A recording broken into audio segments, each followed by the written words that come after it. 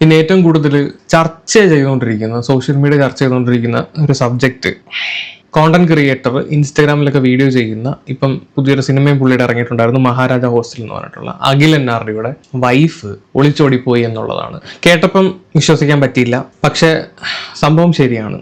CCTV footage വരെ പുറത്തിറങ്ങിയിട്ടുണ്ട് ഇവള് രാത്രി ഇറങ്ങിപ്പോകുന്നതിന്. വീട്ടിലൊരു മുഖവും സമൂഹത്തിൽ മറ്റൊരു മുഖവുമായി നടക്കുന്ന ഇത്തരം മാന്യന്മാരുടെ മുഖംമൂടി വലിച്ചു കീറുകയാണ് വേണ്ടത്. ഒരു കൊല്ലം മുമ്പാണ് ഇവരുടെ കല്യാണം നടക്കുന്നത്. അറേഞ്ച്ഡ് മാരേജ് അല്ല, പ്രണയിച്ച് കല്യാണം കഴിച്ചതാണ്. 3 കൊല്ലത്തോളം കണ്ട് പ്രണയിച്ച് കെട്ടിയതാണ്. അതൊക്കെ കഴിഞ്ഞതല്ലേ? കഴിഞ്ഞിട്ടൊന്നുമില്ല, ഞാൻ തുടങ്ങാൻ പോണല്ലോ. ഈ സംഭവം നടക്കുന്നത് മെനങ്ങാന്ന് രാത്രിയില് ഒരുമിച്ച് ആഹാരമൊക്കെ കഴിച്ച് സന്തോഷത്തോടെ കിടന്നുറങ്ങിയതാണ്.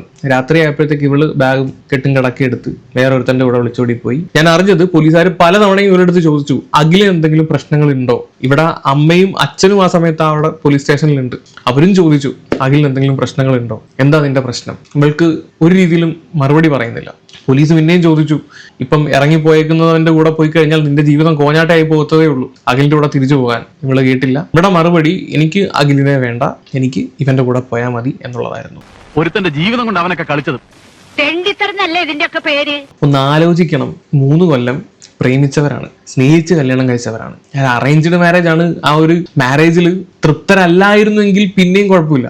ഇത് അവന്റെ കരിയറിന്റെ ഏറ്റവും പീക്കിൽ നിൽക്കുകയാണ്. റീൽസ് വഴി ജീവിതം സ്റ്റാർട്ട് ചെയ്തു, കഷ്ടപ്പെട്ട് ഒരു ഫെയിമിലോട്ട് എത്തി, അത് പിന്നെ സിനിമയിലോട്ട് കയറി. ആ സിനിമ ഫ്ലോപ്പായി, അത് വേറെ കാര്യം. അതിന്റെ ഒരു വിഷമം ആ പയ്യന്റെ ലൈഫിലുണ്ട്. പക്ഷെ അതിനെയൊക്കെക്കാളും വലിയൊരു വിഷമാണ് ഈ നായിന്റെ മുകളിൽ ഇപ്പൊ കൊടുത്തിട്ട് പോയേക്കുന്നത്. അതാണ് ലോകം. നമ്മൾ മനസ്സിൽ പോലും കരുതാത്ത ചില ശവങ്ങളായിരിക്കും ചിലപ്പോ നമ്മുടെ ശത്രുക്കൾ, അല്ലേ സാറേ? അവന്റെ കരിയറിന്റെ പീക്കിൽ നിൽക്കുന്ന സമയത്ത് ഇതുപോലൊരു തുലയ്ക്കുന്ന രീതിയിലുള്ള ഒരു പ്രവൃത്തി, തന്തയില്ലായ്മ. ഇവൻ എവിടെയൊക്കെ പോകുന്നുണ്ടോ അവിടെ എല്ലാം ഈ പെണ്ണിനെയും കൂട്ടി പോകാറുണ്ട്. ഈ ഒളിച്ചോടുന്നതിന്റെ തലേന്ന് വരെ ഇവളെ കൊണ്ടുപോയി 10,000-8,000 രൂപയ്ക്ക് ഡ്രസ്സ് മേടിച്ചു കൊടുത്തിട്ടാണ് വീട്ടിൽ വരുന്നത്.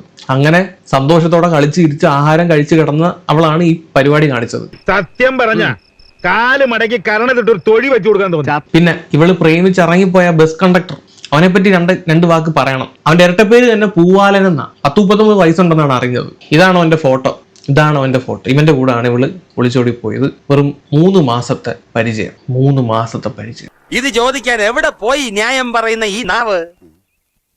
ഇവർക്ക് പഠിക്കണമെന്ന് കണ്ട് പറഞ്ഞ സമയത്ത് പഠിക്കാൻ വിട്ടതാ. ആ പഠിക്കാൻ പോകുന്ന ബസ്സിലെ കണ്ടക്ടർ ആയിരുന്നു ഇവൻ. നാട്ടുകാർക്ക് ഇവനെ പറ്റി നല്ല അഭിപ്രായമാണ്. അതുകൊണ്ടാണ് ഇരട്ടപ്പേര്, പൂവാലൻ എന്നുള്ള ഇരട്ടപ്പേര് വീണത്. സ്റ്റിൽ എനിക്ക് മനസ്സിലാവാത്ത എന്ത് കണ്ടിട്ടാണ് ഇവന്റെ കൂടെ പോയെന്നുള്ളതാണ്. എന്ത് കണ്ടിട്ട്? ഇങ്ങനെയുണ്ടോ പെണ്ണുങ്ങള്?